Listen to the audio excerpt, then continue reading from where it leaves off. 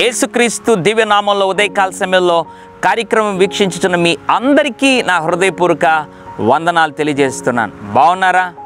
ఏం బాగో ఏమో, జీవితం అంతా కష్టాలు, దుఃఖం, వేదన, అనారోగ్యం, కన్నీరు, భయంకరమైనటువంటి శోధనలో మేము ఉన్నాం అని ఉదయకాల సమయంలో జవాబు ఇచ్చే విధంగా నీ పరిస్థితి ఉందా? వాస్తవమే. బహుశా నీకున్నటువంటి పరిస్థితిని బట్టి ఇంతకీ దేవుడు నా యొక్క పరిస్థితిని చూస్తున్నాడా? దేవుడు నా దుఃఖాన్ని గమనిస్తున్నాడా?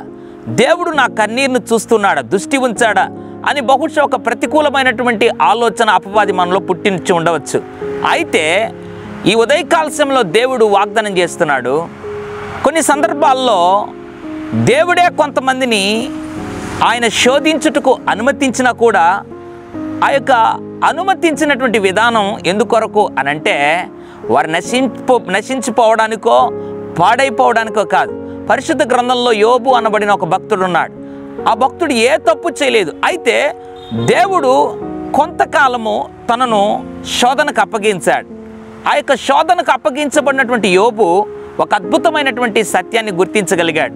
ఆ అద్భుతమైన మాట దేవుడి ఉదయకాల సమయంలో ప్రస్తుతం బహుశా అంత శోధన మనము అనుభవించకపోయినప్పటికీ ఈ చిన్న శోధనలో మనం బలపరచబడాలని దేవుడు ఆ వ్యక్తి పలికిన మాటను జ్ఞాపకం చేయాలని ఆశపడుతున్నాడు. యోబు గ్రంథం 23వ అధ్యాయం 10వ వచనం, నేను నడుచు మార్గం ఆయనకు తెలియను, ఆయన నన్ను శోధించిన తర్వాత నేను సువర్ణం వలె కనబడుదును. Praise the lord.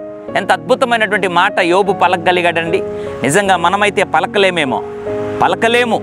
అయితే యోబు పలకగలిగాడు. ఆయన నన్ను శోధించిన పిదప నేను సువర్ణం వలె కనబడుతును.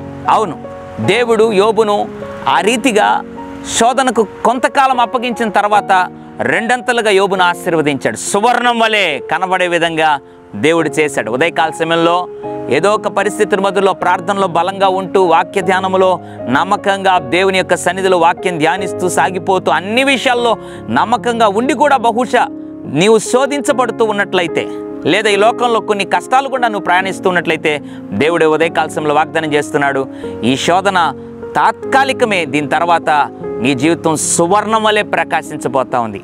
నమ్మి విశ్వసించు, దేవుని కార్యాలు నీ జీవితంలో చూస్తావు. పరిశుద్ధుడా, ప్రేమ గల తండ్రి, నీకు వందనాలు. శోధించబడిన మీదట సువర్ణం వలె కనబడతానన్నాడు యోబు. ఆ విశ్వాసం మా అందరికీ దయచే ప్రభువా. అంత భయంకరమైన పరిస్థితుల్లోనే ఆయన విశ్వాసాన్ని యోబు కాపాడుకోగలిగాడు.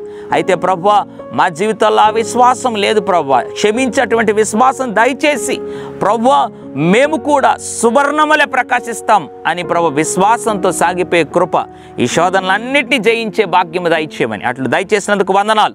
యేసు నామములో ప్రార్థిస్తున్నాను తండ్రి, ఆమెన్. God bless you.